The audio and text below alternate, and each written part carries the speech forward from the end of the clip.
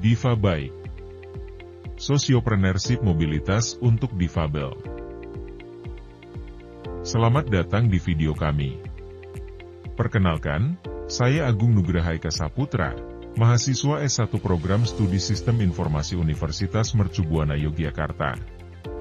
Saya Muhammad Yusuf, mahasiswa S1 Program Studi Informatika Universitas Mercu Buana Yogyakarta.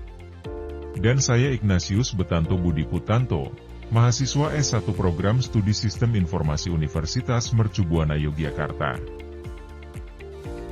Kali ini kami akan membahas tentang penerapan konsep sociopreneurship pada usaha sosial Difabike. Sebuah usaha sosial berbasis inklusi untuk penyandang disabilitas yang berinisiatif dari Yogyakarta. Video ini bertujuan untuk membahas secara dalam tentang bagaimana kewirausahaan dapat menjadi solusi untuk masalah sosial yang ada di masyarakat,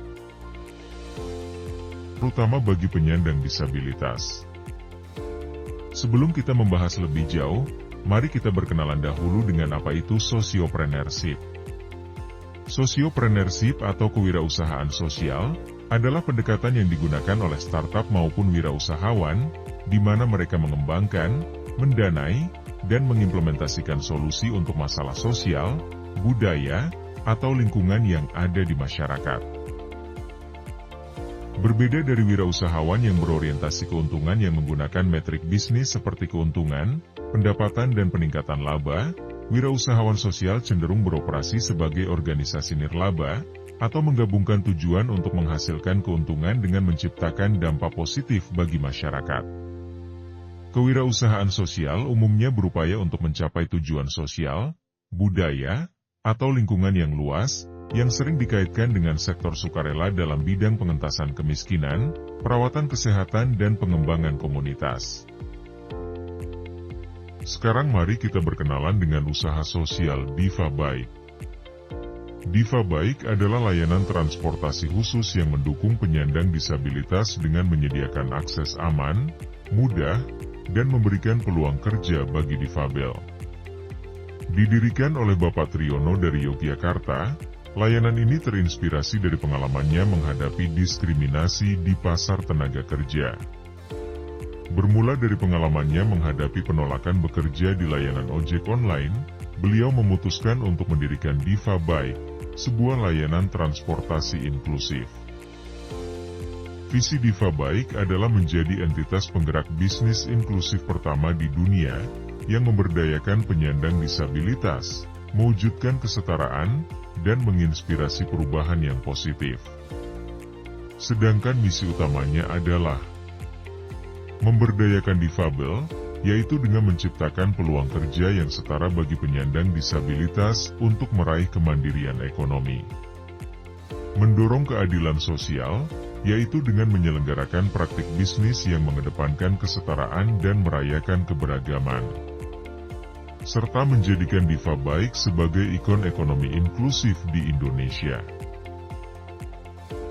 Difabike memiliki 4 layanan utama dalam menjalankan usahanya, yaitu Difabike itu sendiri. Difabike merupakan layanan transportasi yang menyediakan solusi mobilitas yang inklusif, sekaligus mendukung pemberdayaan ekonomi lokal. Difabox. Difabox merupakan layanan pengiriman logistik ukuran sedang yang cepat, aman, andal dan terjangkau ke seluruh Indonesia. Difafood. Difafood merupakan layanan antar makanan yang cepat, terpercaya, dan terjangkau. Dan yang terakhir adalah Difatur, yaitu layanan yang menghadirkan pengalaman tur yang unik dan inklusif, sehingga memungkinkan pelanggan untuk menikmati keindahan alam dan budaya lokal yang terintegrasi. Difabike menerapkan konsep sociopreneurship dengan 3 pilar utama yaitu keberlanjutan, inovasi, dan dampak sosial. Kendaraan mereka dimodifikasi khusus agar ramah disabilitas, menciptakan peluang kerja bagi mereka yang seringkali terabaikan.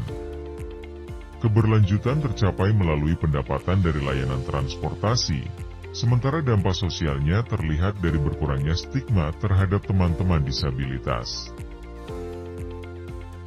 Diva Bike mengelola operasinya dengan strategi yang sederhana namun efektif. Dari pelatihan pengemudi, hingga pemasaran melalui media sosial, mereka fokus pada efisiensi dan inklusi.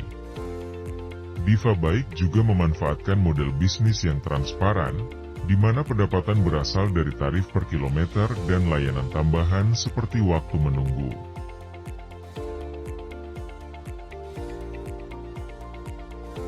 Diva Bike telah menerapkan berbagai praktik terbaik yang membuatnya diakui sebagai salah satu usaha sosial yang inovatif dan berdampak. Mereka telah menerima penghargaan, termasuk dari Museum Rekor Indonesia, atas inovasi dalam layanan transportasi inklusif. Penghargaan ini mencerminkan dedikasi Diva Bike dalam memberdayakan penyandang disabilitas dan menciptakan layanan transportasi yang ramah disabilitas.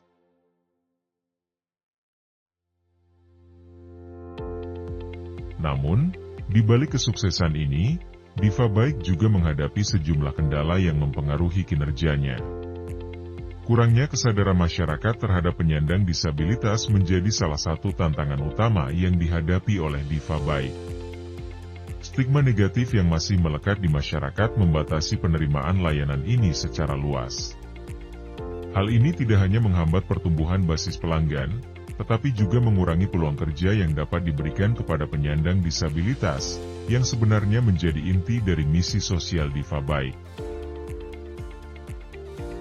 Selain itu, keterbatasan pendanaan juga menjadi kendala yang signifikan. Dengan sumber daya finansial yang terbatas, Diva Bike kesulitan untuk memperluas armada kendaraannya dan meningkatkan kualitas pelatihan pengemudi. Kendala ini berimbas pada kapasitas layanan yang terbatas dan membatasi potensi ekspansi usaha yang lebih besar. Akibatnya, cakupan layanan Diva Bike belum mampu menjangkau seluruh kebutuhan komunitas penyandang disabilitas yang lebih luas.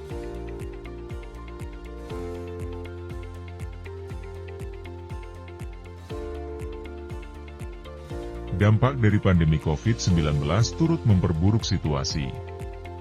Penurunan drastis dalam permintaan layanan transportasi selama pandemi berdampak langsung pada pendapatan pengemudi.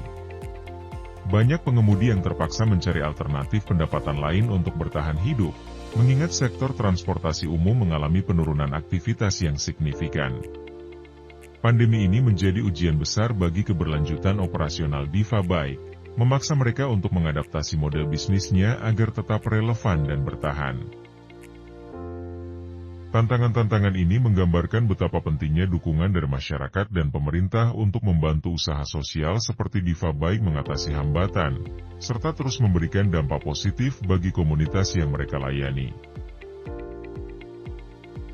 Dari analisis SWOT yang dilakukan Diva Bike memiliki aspek sebagai berikut.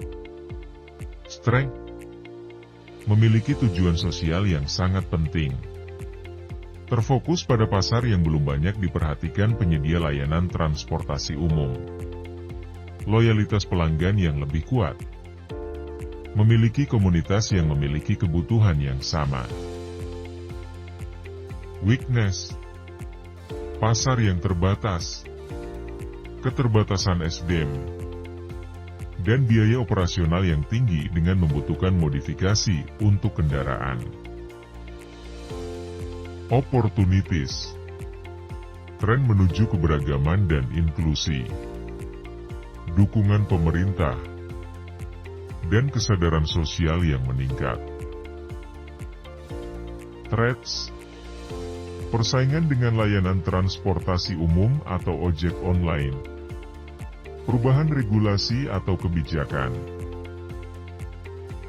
Dari analisis SWOT tersebut, maka dapat ditarik kesimpulan rekomendasi untuk meningkatkan visibilitas usaha kepada masyarakat melalui langkah-langkah berikut. Meningkatkan pemasaran digital. Menggalang dana melalui crowdfunding. Bermitra dengan organisasi instansi sosial lainnya. Terima kasih telah meluangkan waktu menonton video kami. Semoga Diva Bike dapat menginspirasi kita semua untuk dapat menciptakan solusi bagi permasalahan-permasalahan sosial yang ada.